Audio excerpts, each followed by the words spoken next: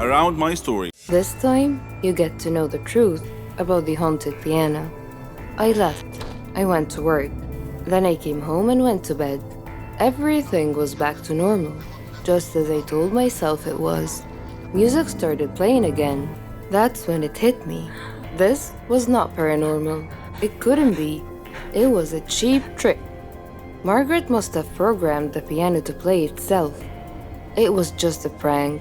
A laugh at my expense. That's why the damn thing was free. I ran downstairs to solve the mystery once and for all. Like clockwork, as soon as my foot touched the bottom step, the piano stopped playing. I walked over to it, confident in my new theory. Upon opening it up and exploring all of it, I was surprised by what I saw. It was just a normal piano. Nothing extra was added in its creation to make it play on its own. My calmness was not calm anymore.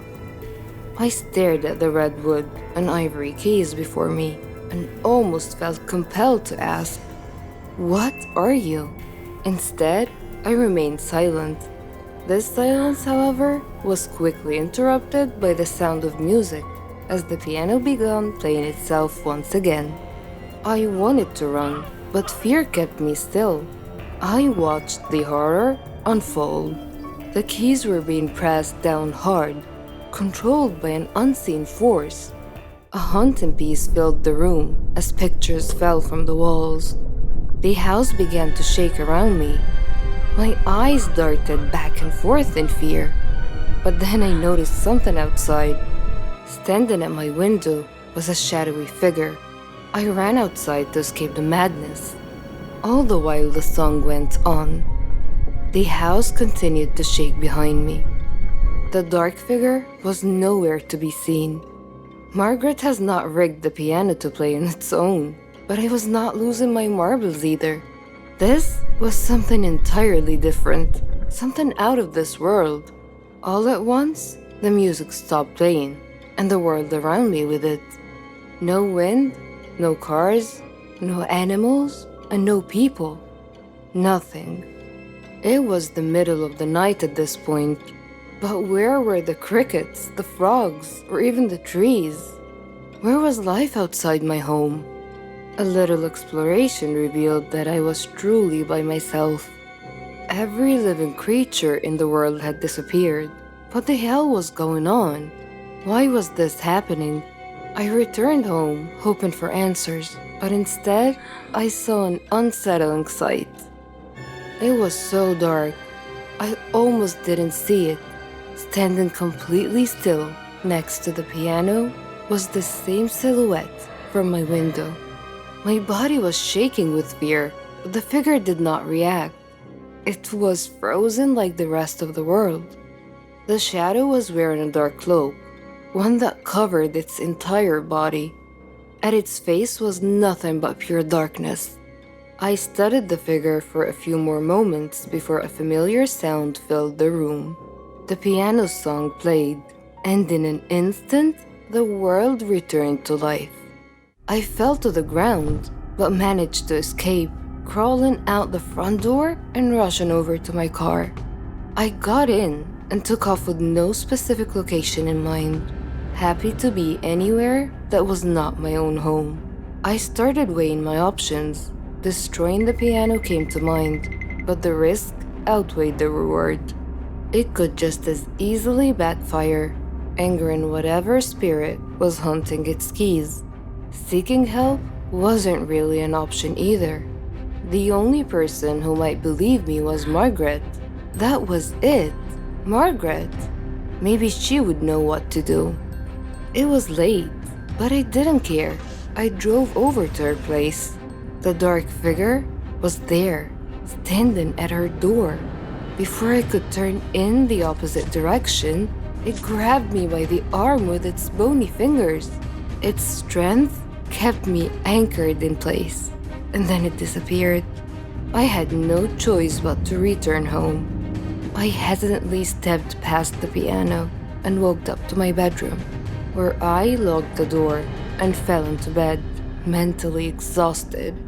I would not have even a moment of peace.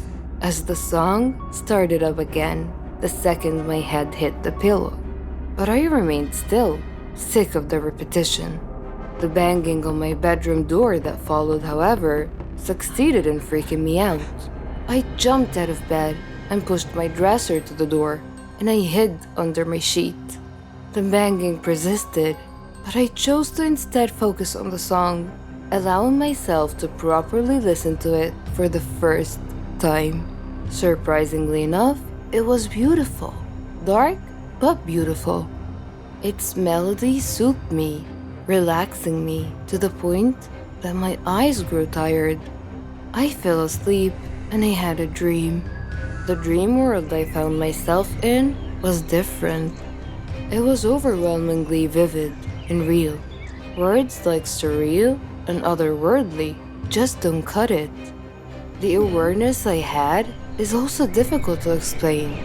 I was completely aware of my surroundings in the sense that I could feel everything about them.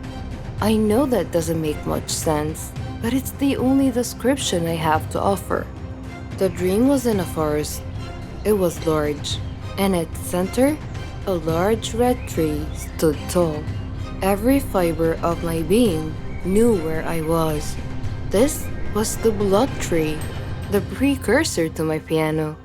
As I admired the beauty of the blood tree, a person stepped out from behind. He did not speak. He simply pointed at the tree. This is when the piano leaked into my dream.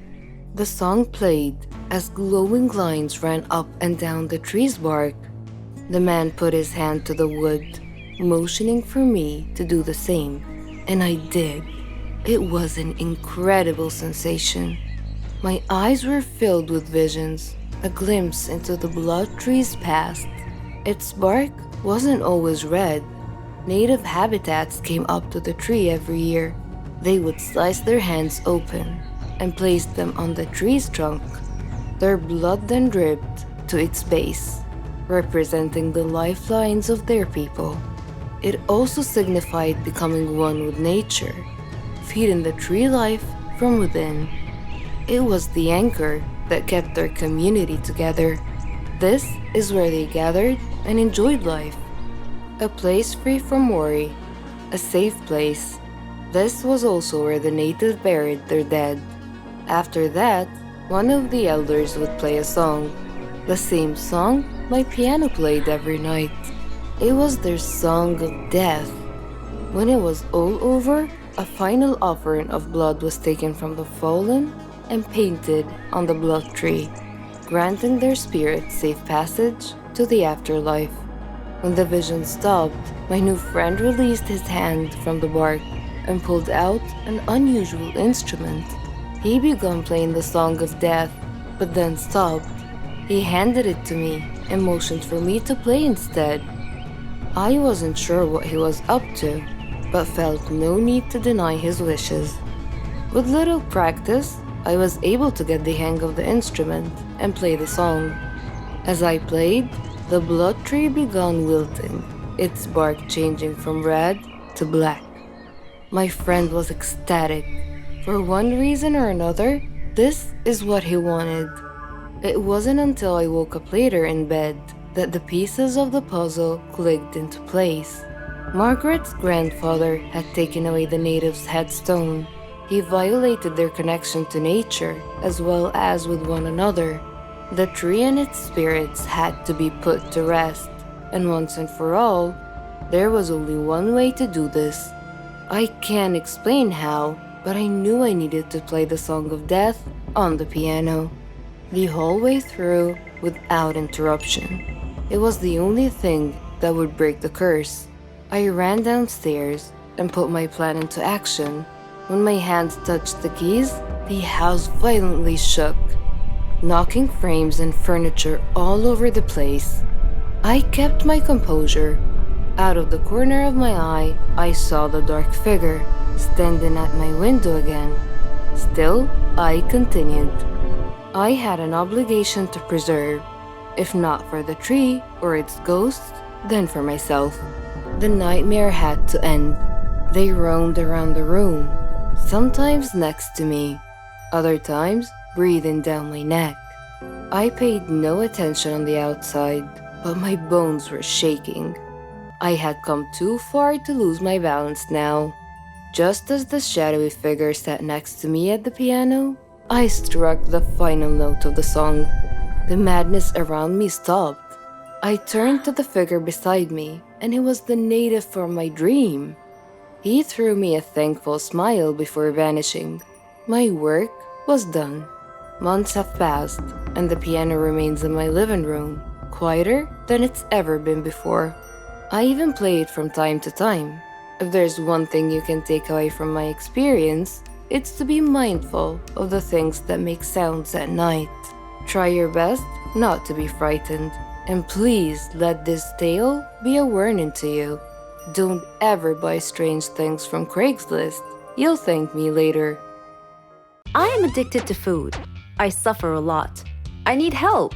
I've tried to give up, but I fail every time. Hamburgers. Who can give up eating hamburgers, especially with barbecue sauce? I didn't mind this kind of addiction, but I'm getting ahead of myself. Let me begin by introducing myself. I am Patricia, 15 years old, living with my parents and my brother. I lead a quiet life. No interests, no hobbies, except for eating, that is. Food is my faithful friend. It never leaves me. It is my partner, my soulmate. But having food as your soulmate has insidious side effects. A dark side, if you will. It denies me a healthy life, robs me of the energy to play, and causes me to sleep excessively.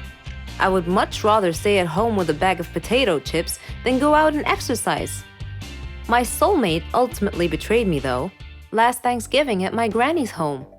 She lives in a state nearby. Granny was a clever doctor and an excellent cook at that.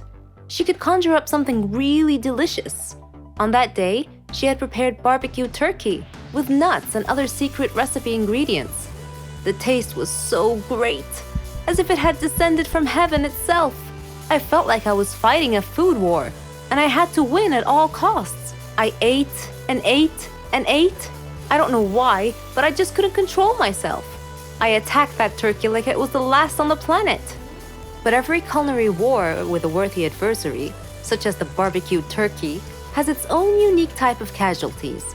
Suddenly, I found myself unable to breathe. I fell to my knees and passed out. The turkey had won. I woke up later in the hospital, though, still clinging to an unfinished turkey leg. The doctor told me that I was gaining way too much weight. He said that I should be put on a diet. Diet? Man, how I hated that word. It hung over my head like the sword of Damocles. It meant depriving me of my passion, my reason for living. I considered eating vegetables in small amounts to be the worst form of cruel and unusual punishment, the worst form of torture imaginable. Imagine thinking of a wonderful, greasy, cheese-laden pizza with all the toppings and then suddenly opening your eyes to find a healthy green salad bowl.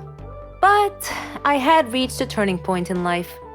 One day, my brother was playing on the street, while I was sitting at home gazing longingly at a tempting piece of cheesecake, just sitting there, taunting, daring me to eat it. I struggled mightily to resist the urge, but in the end I succumbed and wolfed it down like a starving animal. Shortly afterwards, I began feeling dizzy, but I was unable to call for help this time, and then I passed out again. I was taken to the hospital. While lying in the hospital bed, half conscious, I overheard the doctor say to someone, "She needs to stop eating or it will be the death of her." I thought to myself, whoa, death? So I made up my mind right then, right there. I resolved to fight a new war, a war against my appetite. On our way back home, I told my father that I wanted to see a nutritionist. He was delighted to hear that. Later, at the clinic, the doctor welcomed us in. She told me how to overcome my eating fetish. She gave me a strict diet regimen with a schedule full of healthy meals. I kept telling myself that winning this war was possible. I simply had to be patient and persevere. I stuck to the strict diet and did some physical workouts. My parents supported me wholeheartedly. I was enthusiastic. I can totally do this. A week passed quickly, and I eagerly visited the doctor to receive some good news. When the doctor weighed me and told me that my weight hadn't changed at all, I was crestfallen. She looked at me and asked me, how was this possible? I told her I didn't know because I was following her diet thoroughly, though it did require a tremendous effort on my part. Another week passed, and again I went to the doctor. The results were the same. She said to me, Patricia, are you sure you're following the diet I prescribed for you? I said yes. She sat there wondering. Then she told me with a puzzled look on her face, it's odd, but your weight is increasing, not decreasing. This unexpected piece of news mystified me. Another week passed. No change. The doctor was nonplussed. I returned home with a dejected look on my face. My father asked me what was wrong, and when I told him, he laughed. Do you believe that? My father actually laughed at my predicament. I was furious. He gestured an apology with his hand and then told me that it was my own fault. I was puzzled. What are you talking about? He told me that I had been sleepwalking to the refrigerator every night and eating everything in sight. I was taken aback. I couldn't believe it. Stop acting like he didn't know it, he said. You must have been awake. I replied, no, father, I'm not acting. I was truly unaware that I've been sleepwalking and eating in my sleep. But now that we've finally solved the mystery of the increasing weight, we returned to the doctor with this new information and told her the situation. She laughed and told me that my discipline had denied my body the food it craved, but my brain had refused to cooperate and had overridden my will by urging me to eat in a subconscious state. She told me not to worry, though, that she could treat that.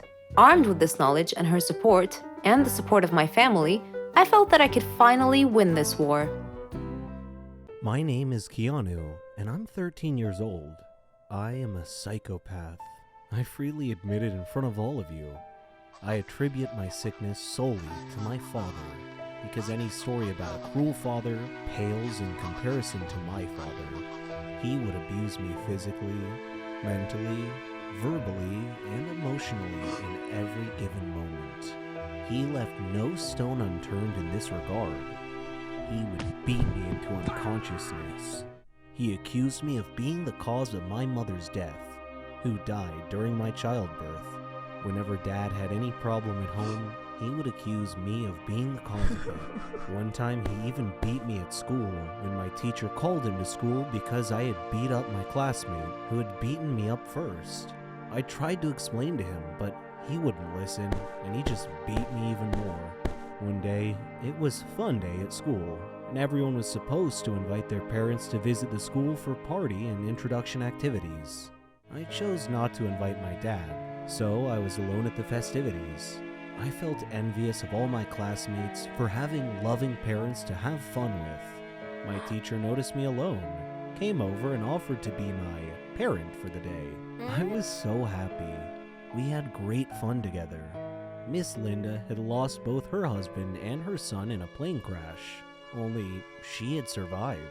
After fun day had passed, Miss Linda showed more interest in me. She would bring me sandwiches and spend time with me during breaks. I thought of her as my mom. When I succeeded in my final exams, she hugged me with tears of joy. I unconsciously said, "Thanks, Mom." I went home happy that day, but had to face my dad again. He asked me why I was late coming home, and I told him about having to pass my final exams. He didn't believe me though, and asked me to show him proof. Unfortunately, I had none, so he began kicking and punching me. There was a knock on the door. He tried to block me from opening the door, but I managed to open it. Miss Linda was standing there. She glanced at my bruises and bloody face and moved between me and my dad to protect me from further abuse. Dad snarled and threatened her with a beating if she didn't leave immediately. But she hit him in the eyes with a blast of mace or pepper spray, and he went down to the floor in extreme discomfort, grabbing at his eyes. Miss Linda called the police, told them about Dad's child abusive nature, and had him arrested. Now I live with Miss Linda as my new mom. Dad is in prison, where I hope he stays till he dies or rots. Either outcome is okay with me. I am Brenda's child. Or at least I was. Because my grandmother had died and my mother at some point in her life felt that drugs would be beneficial to her, I was put into foster care at the age of 2 and adopted at the age of 7. I have no real memory of Brenda, just her name and the last time I saw her. I was 7, and I had gone to a foster care agency for a visit. She brought me some strawberry candy. I remember my adoptive mother telling me to say thank you, and I did. Then Brenda got up and told me she would see me again. I went back to the agency a month later for a visit, and she never showed up. My mother was gone, and I was no longer her child. I was fully aware of being adopted because my adoptive parents, who I've lived with for the past 4 years, asked me how I would feel being their child, and I said I had no problem with it. So they adopted me and my biological sister at the same time. I can remember that when I got adopted, I was happy, but at the same time sad. I was happy because I had a family, a nice warm bed to sleep in every night, plenty of food to eat, and a place to run around. I was sad because I never got to say goodbye to Brenda, and the last time I saw her, I didn't take in what she looked like. I was sad because she never showed up to me again. She had lied when she said that she would. I'm not sure why I never saw Brenda again, but for years I looked at myself as an intrusion. I figured she didn't want to see me anymore because I needed things, and that would get in the way of her buying her drugs. When I went to sleep, I'd have dreams that Brenda had been looking for me and found me. I'd have dreams that she would recognize me and come up to me and say, "It's me, your mother." But I never talked about these things. I guess I just didn't see the point. It wouldn't have changed the feeling of loneliness that she had left behind. My adoptive parents didn't make it that easy for me to talk either. It wasn't that they weren't good to me. They took me on road trips, they took me to, and great adventures, and they got my hair done every 2 weeks. They gave me a stable home, something I probably would have never had if I had been in foster care or still lived with Brenda. But my adoptive mother jumped to conclusions when I would try to tell her little things about boys or school or anything that happened in my life. She always assumed I was getting in some kind of trouble. So there wasn't any way I would have told her about my most painful private thoughts, even if I had thought of telling her. Instead, I just tried to be a nice kid who always seemed happy. I would smile, laugh, and joke. I'd come home and talk about everybody under the sun and how they were doing, except myself. I didn't want my adoptive parents to feel as if I wasn't appreciative or that I didn't love them, so I tried to act as if everything was good. When you're adopted, you feel like your adoptive parents at one point or another are going to expect you to be grateful. You imagine they're thinking, "We could have left you in foster care." And I was grateful, but there was still a part of me that was angry at having to be grateful for just being their child. There was a part of me that didn't trust their love. A part that said, "What makes you love me when my real mother didn't love me? What's so real about your love?" When I was angry, I expressed my pain by either writing or acting out, or sometimes both. At school, I had a quick temper. I got into physical fights and cursed people out. I ran away from home a lot, more times than I can count. My family couldn't understand why I acted the way I did, and neither could I. I just knew that I felt bad. If I was out in the street and the thought of her would enter my mind, I would turn my head and find something to distract me. If I was at home, I would get up and grab a book or watch television.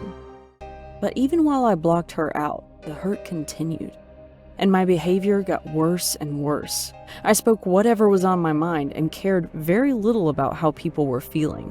My most common response to anything anybody said to me was, "Whatever." I was rude, rebellious, and the smallest things ticked me off. I had a non-caring attitude, and the worse I got, the more frustrated and angry my parents got. By the time I was 12 or 13, my mother and I weren't really getting along. She often beat me, and a couple of times she could have seriously hurt me. Whenever I got on my mother's nerves, she would tell me, "I don't care who you go and tell that I punished you. If they want you, they could have you because I am tired of you." Or she'd say, "I never had this problem with my sons. Why couldn't you be like them?" I felt like my mother didn't want me, even though she had adopted me. I felt that she wanted a replica of her children, who didn't act out so much and didn't get in trouble in school standards I could never live up to. It didn't help that much that my extended family never really accepted me. Every Christmas, they acted funny towards me. I found out later that some of them never wanted my adoptive parents to adopt me in the first place. When things got really bad with my mom, I went to one of my aunts for help, and she threatened to call the police on me for running away. She didn't like me, and the truth is, she didn't like my mom either, and she just didn't want to be involved.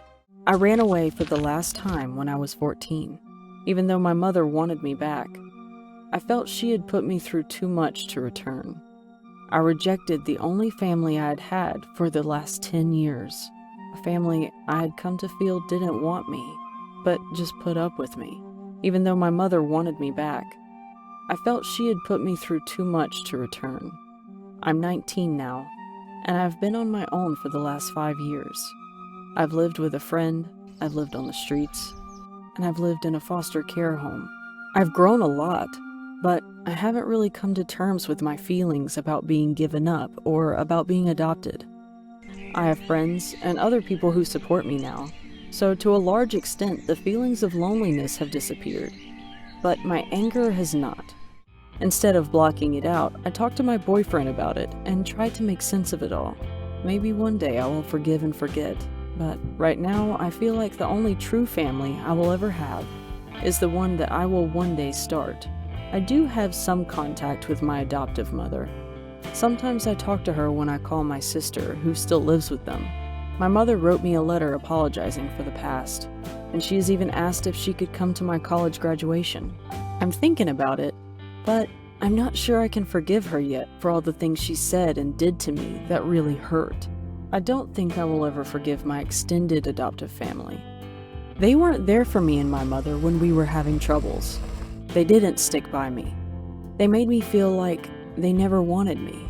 To this day, I carry around with me this feeling of not belonging, and this feeling of wanting to belong. When I was younger, I was able to block the memory of Brenda out of my mind, but now it's not so easy. I look into the mirror and I want to know who I look like. If the children I intend to have one day ask, "Mommy, what was she like, your real mother?" I want to be able to answer that, or I'd like my kids to be able to ask her for themselves. It seems like the chance of finding her are as slim as the skin peeled off an apple, so I gave up on that. I realize I may never find her. I'll have to accept that. Still, I want to find her, and the thought of her comes into my mind often. I am angry at her. I am angry because she lied to me, and I am angry because she left me. But I still believe that even if I found out that Brenda was not alive or even in jail, it would bring a sense of closure. It would fill up that empty space in my heart. Do you guys think I should keep looking for her? Or is it too late? Hello, my name is Benjamin and I'm 17 years old. I am sitting in a court waiting to hear my sentence, my punishment. When you listen to my story, you may pity me. My story started 3 years ago when my parents died in a train crash. My father was a businessman, and my mother was just a housewife. The news of their death was a big shock to me because I couldn't imagine my life without them. I was forced to move in with my grandparents. The hardest period of my life was about to start. My relationship with them wasn't that close. They lived in a city far away from my home, so I visited them in the past, only a few days every year. When I heard my friends talking about the generosity of their grandparents, I wondered why, because mine never gave me any presents or showed me any kindness at all. My grandparents lived austere lives, so living with them was hard for me. They were stingy and cheap. Despite living in a villa, we all ate plain meals that barely supplied me adequate nourishment. In addition, we only ate one meal a day. I was always hungry. My room was infested with insects. The furniture was worn and torn. They paid the servant a minimal wage, so her work was minimal as well. I would always sneak into the kitchen to steal anything I could find in the fridge to eat. When I asked my grandparents why they were living so minimally, they said it was because they were saving money for the future. When they eventually figured out that I was stealing food from the refrigerator, they locked it closed at night. Do you believe that? One day, when I entered the study to speak with Grandpa, his safe was open and I glimpsed gold bars, a hefty pile of cash, and a mound of jewelry. When he saw me enter, he slammed the safe closed and gave me a cold look. At midnight, I happened to go to the bathroom, and while returning to my bedroom, I overheard Grandpa say, "Eat fast before he wakes up." I looked through a slot in the door to see them eating delicious food. Grandma said, "I don't know why you insisted on letting him move in with us." He replied, "Well, I couldn't let people see me abandon an orphaned grandson." She said, "I wish I could wake up one day and find him gone." Her words were like a knife through my heart. I decided then and there that they deserved to die. I wished that they had died instead of my parents. I waited until they went to sleep. Then I entered their room, took the key from their bedside, went to the safe, and stole all their money, gold and jewelry, and put it in my backpack. Then I loosened a heating gas fitting in their bedroom, allowing it to leak into their room. Then I exited, closed the door, and sealed the bottom of the door with a towel. The next morning I took a bus to another town, intending to take the train to get even further away. In the meantime, the police discovered the death of my grandparents. They also discovered that there were security cameras around their villa that had recorded everything I did. As I sat there in the train station, I saw this news on a TV in the waiting area. They were showing my face from earlier news stories when my parents had died in the train crash. Everyone around me was looking at me. It seemed I was a dead ringer for the murder suspect. I was arrested, taken to court, tried, and found guilty on 2 counts of cold-blooded murder. So here I sit, waiting to hear my sentence. I am ready for any punishment. I feel no remorse. Given another chance, I would do it again. Hi, my name is Jennifer, and you might recognize me as a former famous child star. You might be wondering what happened to my life. Well, I worked as a singer at a local bar in our town. You might be wondering why I never pursued my career. Okay, let's just say they stopped giving me projects when I reached the age of 11. Because the producers said I'm not that pretty to be a teen star. So when I stopped being cute, I became unemployed, which is not bad. I finished my studies and got a really good job. Also, I have an amazing boyfriend. He's a lawyer and he comes from a very prominent family. But I have this habit of ruining everything that is good for me. I don't know if my boyfriend is still gonna talk to me. You're probably wondering why. Because I just ruined the engagement party of his brother. I was extremely at fault for this. It all happened because of my insecurities. This was deeply rooted when the film outfits started rejecting me when I was really young. Plus, I have 2 sisters who look exactly like my beautiful mother. I, on the other hand, look like my father. I also inherited his lack of height. Don't get me wrong, I'm not ugly. I'm just not that pretty. And my sisters always make fun of me. But I'm extremely talented. When I sing, I get a lot of tips from people. My employer always gives me extra cash because a lot of my fans go to his bar on a regular basis just to watch my gigs. This is where I actually met my boyfriend Sam. Anyway, before I proceed, kindly make sure you hit the subscribe button. Who knows, you might just win a free ticket to one of my concerts someday. I will start telling you this story by how Sam and I met. One night, I was at the bar and singing at the top of my lungs. Then after the performance, all of the customers applauded and requested more.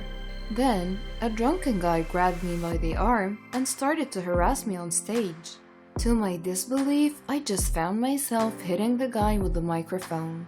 Sam also happened to be there. The drunken guy and I ended up at the police station. The drunken guy sued me. Turns out he's the son of a very powerful politician. But Sam represented my case and they dropped the charges. That was mainly because there were a lot of witnesses and they testified that I was attacked first. Since then, we became really good friends, and eventually, our friendship blossomed into a beautiful romantic relationship. Sam is a super great guy. He didn't give me any reasons to get jealous from any other woman. But also, I realized that I don't know anything about his past. I never really got a glimpse of his world because whenever he asked me to meet his friends or his family, I chicken out. I always take work as an excuse. I always say, I have a gig, brain check, and that's my usual response. Then one time he told me that his mother just came back from a super long trip and that she's interested to meet me. Well, we've been dating for almost a year, and I ran out of reasons to dodge the situation. So I said, yes, let's do it. Before the weekend, I went to the mall to buy a new dress for the meetup. I was able to buy a nice long black dress and I bought some accessories as well. I really wanted to wow Sam's mother so she would like me for her son. I cannot bear the thought of losing him. When I was done shopping, I went to the burger shop and bought one for a takeout. I noticed that it's already 4 in the afternoon. I didn't notice that I skipped lunch because I was really busy picking out my outfit. While walking, I decided to eat the burger and the mustard spilled on my shirt. I look like a careless kid and he smelled like pickles now. In my head, I was thinking that's okay because I was about to go home. Then a familiar voice called out my name. Jennifer! That was Sam. When I turned around, I saw that he was with his mom. I quickly ran to the elevator as if I didn't see him. What am I gonna do?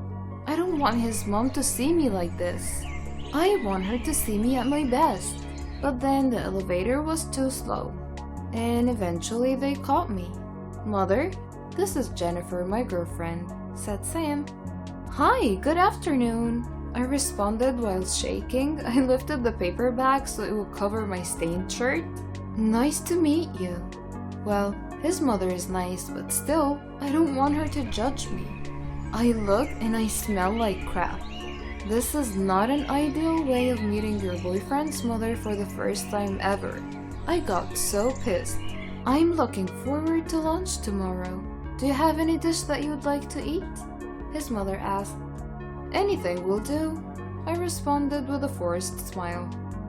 I know his mom is sensing the awkwardness between us, so I bid them goodbye and hurriedly entered the elevator again. On my way home, I kept playing the mall scenario in my head and I cringed every time. At home, I told my sisters what happened because I was craving some support and I would like to feel better. And even though they're very mean to me most of the time, they're still my sisters, and deep inside, I know they love me. What? His mother saw you like that? My eldest sister said with the slightest insult in her tone. If I were her, I would ask my son to stay away from you, my other sister said. I walked out, went to my room, logged it, and called my best friend Maria instead. She said some comforting words that made me feel better. Maybe you're just overthinking and it's not gonna help you, she said. Well, she was right. Anyway, I still have a chance to impress her. On the day of her lunch invitation, I wore the dress I bought at the mall and I went to the nearest salon to get stunning hair and makeup. And I was 30 minutes late for lunch because of this. Sam, his mother, and his 2 sisters were waiting for me. I apologized for being late. I noticed that they're looking at me with awkwardness in their eyes. Is it because of the dress? Maybe the heels or my makeup? Okay, maybe my hair? Or perhaps it's the elephant teeth accessories? I don't know. Maybe I'm just being too paranoid. But I must admit, I might have gotten a little bit overboard regarding my appearance. I'm way too overdressed for lunch. Hi, they greeted me. They're all very nice and they invited me at the dining area. Sam's mom introduced me to his sisters. After eating, we were all talking and the atmosphere changed into something light. We're all getting along and Sam keeps on bragging about how good I sing. I love singers. Would you mind entertaining us? Sam's mother requested. I happily accepted and sang her favorite songs. After a few minutes, I saw his mother and his sisters with their eyes wide open. They clapped so hard and complimented me. I can feel that I got the heart of Sam's mother. I knew I had her approval. Then my insecurities quickly struck. I learned that the equally beautiful sisters of Sam are opera singers, on top of being a professor and a freaking doctor. They're pretty, successful, and talented. Me? I felt like I was a big joke. I went home lonely. It felt like my insecurities bottled up even more. The next day, Sam asked me to be his date for their high school reunion. At first, I didn't want to go, but then I realized there was no point of hiding anymore. I met his family, so I might as well meet his friends. At the reunion, I literally felt like I'm the most underachiever and the most unattractive person ever. I'm getting more and more insecure because I feel like Sam's friends are looking at me like a puppy dog. Do I really look like his pet? One of Sam's friends was very nice to me. Turns out she's a big fan of mine and she knows all of my former TV shows. We talked in one of the corners for a few moments. It felt like I belonged. Sam didn't ever make me feel like I don't belong. In fact, I always hear him say how much he is proud of me. He doesn't see me as a failure child star. He sees me as a former child star who's now a great singer, and that makes me happy. I was looking at Sam from a distance, but then I saw a blonde, beautiful woman greet him. Oh, I know her. She's a beauty queen. She must be Sam's kind. I asked Linda, Sam's classmate, why is that beauty queen talking to my Sam? Oh, don't get jealous. They used to date, but everything is over between them, she said. I felt my blood go to my ears. His ex? Linda added, she's the first woman who ever broke his heart. He never had a girlfriend after her. Then it made sense why he chose you. I looked at Linda, but I didn't let a word out. I think she's trying to tell me that Sam chose an average woman because I will not be powerful enough to break his heart. And my heart bled with that thought. I thought to myself if I should break up with him, but I can't, he's too precious. On our way home, I was quite the whole right. I didn't talk to him, and I know I left him wondering. I ended the night without talking to him. At home, I called Linda and asked her to come to my place. She said that I'm going crazy and that I don't have anything to be insecure about. If you're really worried, then you should try the beauty pills I'm taking. It works like magic, she said. That might be the solution to my problem. There's no harm in trying. But Maria told me that the side effects are not nice, like always having the urge to pee, dizziness, and mood changes. I did start taking the pills. After a week of taking the pills, Sam got really worried, and that was because I passed out while having my gig. But I kept on taking them because somehow they magically make me feel confident. When Sam's family invited me for the engagement party of his brother that I haven't met yet, I said yes without hesitation. I feel beautiful, but I always have this urge to pee whenever and wherever. And I mean like every 5 minutes. So during the party, Sam was having a hard time keeping me beside him because I'm always in the bathroom. Then the announcement time came, and Sam came looking for me. I said, I really need to use the restroom. You can do it later, this will be quick, he said. But while his brother was giving his speech, everybody was so quiet and my bladder was gonna explode. And I wanted to tell Sam, but for some reason, I just couldn't. So I started running towards the bathroom, but I got really dizzy and I lost balance. Then I pushed the ice sculpture to the waiter serving near the pool, and like a butterfly effect, the waiter pushed the bride and she fell in the pool as well. I ran to them and apologized, but of course all eyes were on us. And to my horror, I was not able to hold my pee anymore. Everyone saw me wet my dress. I was so embarrassed.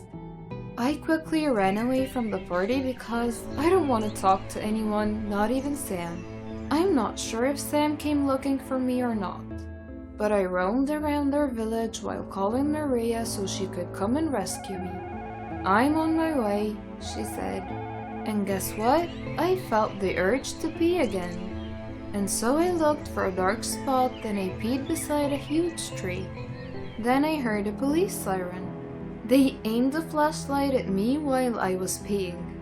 I quickly put my underwear back on and ran as fast as I could, but then I got dizzy and passed out. Then the police brought me into the hospital, and when I woke up, I saw Sam beside me. His sister was the one attending to me. They got so worried about me and they decided to follow me. Sam talked to the police and explained everything. When everything was okay, Sam and I had a talk. I told Sam that I'm taking some kind of beauty pills because I get so insecure, especially that he has a beauty queen ex. Also, I'm afraid he might leave me once he realizes that his family and friends disapprove of me. They do not disapprove of you. You put this all to yourself without a reason, he said. He said his family and friends love and adore me as much as he does. They're happy for him because he found someone who makes him super happy. Then my heart melted when he said how much he loves me. I love you, and that's why I'm letting you go, he said. What? Are you breaking up with me? My eyes were full of tears. He said he needed to stay away from me, and that's because he makes me feel insecure to the point of ruining my own health. I only thought I was doing what would please him. I am going to give you space until you realize how much I love you for who you are, he said. It sounded confusing, but I knew what he meant by that. I never should have allowed my insecurities to eat me up alive in the first place. When I got better after the incident, I stopped taking the pills. And whenever my sisters made fun of me, I started to tell them off. They stopped teasing me ever since. I also learned that I had a lot of fans, and that encouraged me to dream bigger and apply as a recording star. Maria's boyfriend hooked me up with a producer, and I worked hard to become a recording star. Today, I'm famous again, and I have forgiven myself for all the foolishness that happened to me before. And I never forgot about the local bar that trusted me for so many years. I'm now a co-owner, and I still sing in that bar every weekend, and it's still jam-packed. Sam's mother always drops by to ask how I am and how much they miss me. I know deep inside they want me to get back together with Sam, but he's right. The breakup made me realize a lot of things. Then, a year later, I had a beautiful relationship with an average man like myself. And no matter how insecure he gets, I make him feel loved. I always help him realize that he's so much more than what he thinks of himself. But sadly, things didn't work out between us. Just like me before, I guess I'm too much for him. At my launching party, I was so glad to see Sam at the audience. We decided to have coffee, and we were catching up till midnight. I'm happy for what you've achieved. I hope you've forgiven me for breaking up with you. It's for the best. If we stayed together, then I would not see the bigger picture, I replied. We both admitted to each other that the feelings never changed. Then I told him that I had a boyfriend, but things didn't work out. Before we parted ways, he invited me to a singing contest organized by his sisters. He said it would be an honor if they would be able to get me as a judge. I smiled and said, yes, I would be happy to do that. A year later, Sam's mother died of a terminal disease, and I made sure that I was there for him and his family. Before she passed away, she asked me to look into my heart and see if I can take Sam back into my life. She said that he never stopped loving me and that she would be happy if we got back together. Sam and I took our precious time to build our relationship again. Not just as his mother's dying wish, but also because it was really what we wanted, and since then, I never left his side. Right now, we're married. And we have 2 kids that are cute, talented, and smart.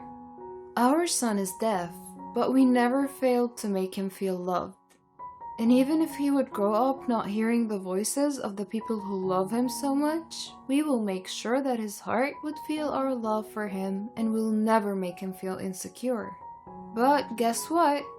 He's popular on social media because he can sing like his mother, and he's got no hesitations in joining talent searches. Who knew life was so full of beautiful surprises?